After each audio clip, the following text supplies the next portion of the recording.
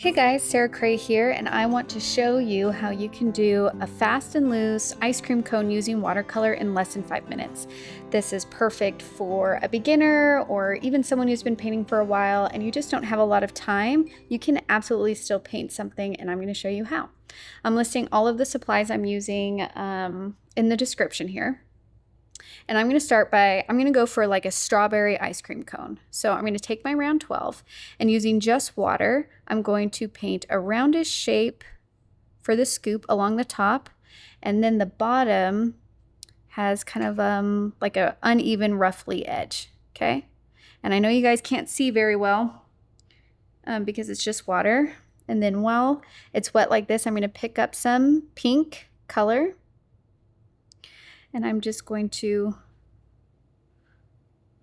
drop it in.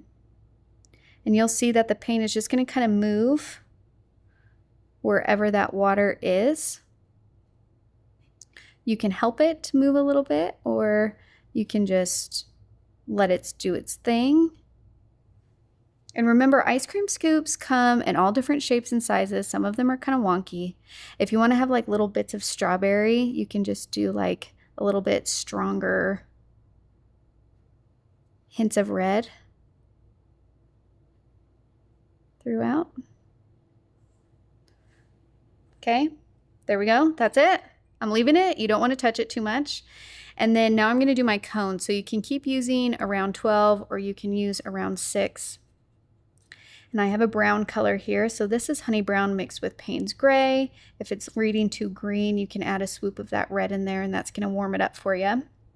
And I'm just going to paint an upside down triangle for my cone.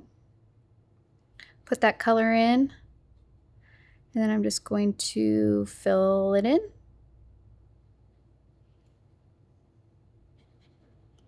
And it's okay if a little bit of the pink bleeds into the brown or the brown bleeds into the pink. Remember, we're going for kind of fast and loose here, fun. I actually think my cone should be a little bit bigger. That cone is looking like that will not be able to handle that scoop. So I'm just going to adjust the size of my cone. Okay.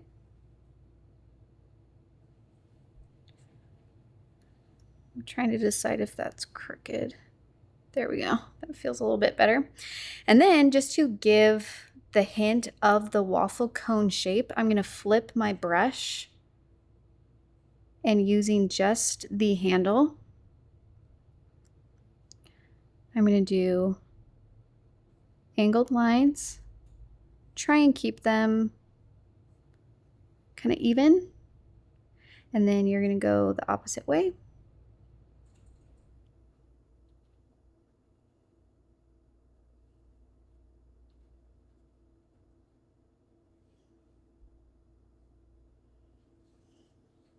That's it. That's our cute little ice cream cone.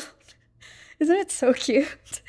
I just feel like the water and the paint does so much of the work for us, even here through our cone. And if you want to add, even after you drop in that color, if you want to add a little bit of another layer kind of right along the edges a little bit and letting that color just kind of bleed out to kind of create like another value. I'm going to do another run of this kind of warm yellow just to give it some richness. But that's it. And sometimes we think that when it comes to watercolor and a creative practice, we need to like have this full, beautiful painting at the end and spend an hour and do this gorgeous project. And, you know, sometimes we have such high expectations of ourselves, but really, if you just spend 5 minutes to paint something, no matter what it is, you are working and improving on your skill. This is valuable just the same way as a gorgeous painting that you want to frame or gift. This is just as valuable, and sometimes this is all we really have time to do, realistically. So I just wanted to show you that if you have 5 minutes, you can absolutely paint the cutest little ice cream cone, and hopefully you will let that paint and that water do the work for you, that you can make something that you're proud of. Isn't it cute? Such a cute little ice cream cone. But that's it. Thanks so much for painting with me. I'll see you guys next time. Bye.